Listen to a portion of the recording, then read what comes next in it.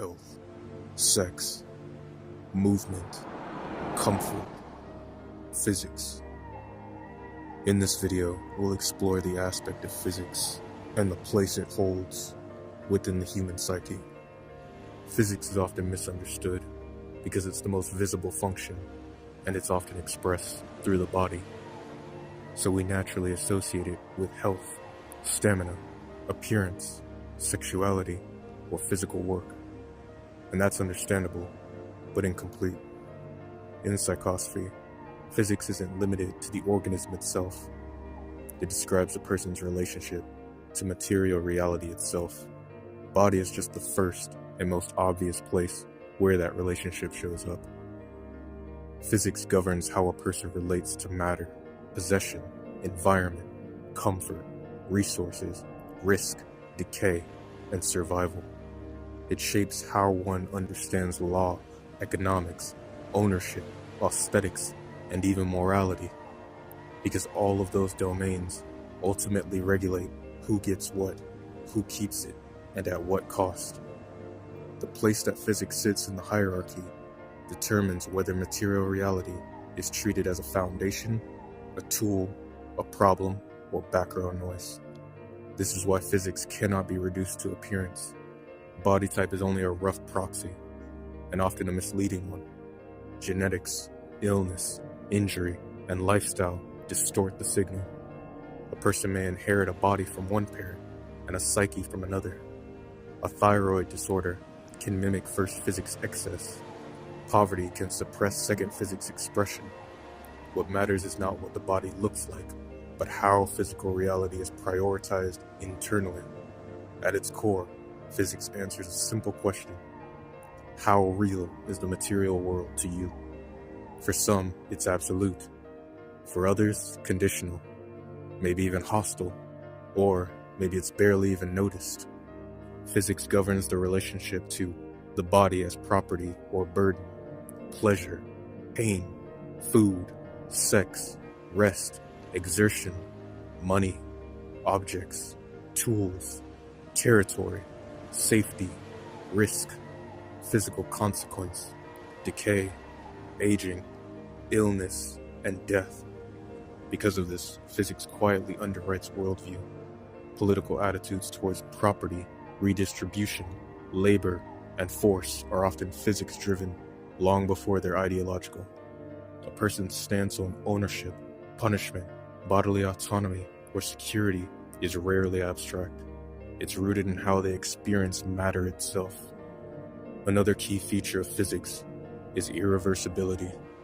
Unlike emotion, which can be reframed, or logic, which can be revised, physical consequences accumulate. Bodies age, injuries linger, resources deplete. Physics is the function that forces confrontation with entropy. This is why high physics individuals often appear pragmatic, blunt, or unromantic. The material world does not negotiate. Physics is also the primary interface between the self and time. Hunger, fatigue, sex drive, and illness are clocks. They impose rhythm. A person's physics position determines whether they respect those clocks, fight them, exploit them, or ignore them. Importantly, physics is not the same as activity. A person can be physically passive and still have high physics if material states dominate their awareness.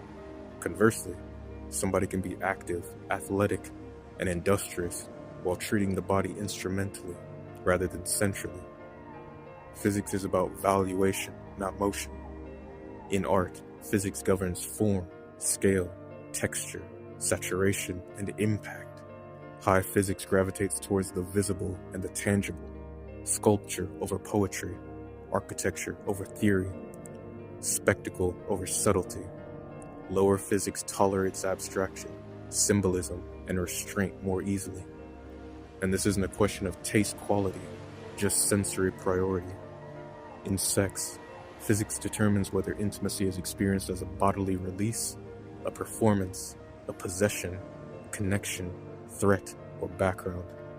It shapes how pleasure is pursued, how limits are interpreted, and how vulnerability is tolerated. Physics interacts strongly with emotion here. but it sets the physical terms.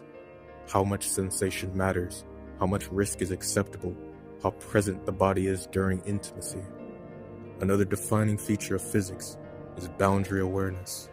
This includes personal space, territorial instinct, tolerance for crowding, sensitivity to invasion, and response to physical dominance. Some people experience boundaries as sacred, negotiable, suffocating, and others barely even register them at all. These differences are physics-driven. And finally, physics determines how a person responds to loss. Loss of health, loss of money, loss of comfort, loss of physical ability. For some, these losses are existential collapses. For others, they're minor inconveniences. Some find them to be motivators. This is why the same event can destroy one person and barely register for another. In Psychosophy, physics is not about being materialistic in the moral sense, but about how real matter feels, how loud the body is, how heavy consequences land, how much the physical world commands attention. Once this revelation comes to light, the four positions stop looking like body types and start looking like distinct relationships to reality itself.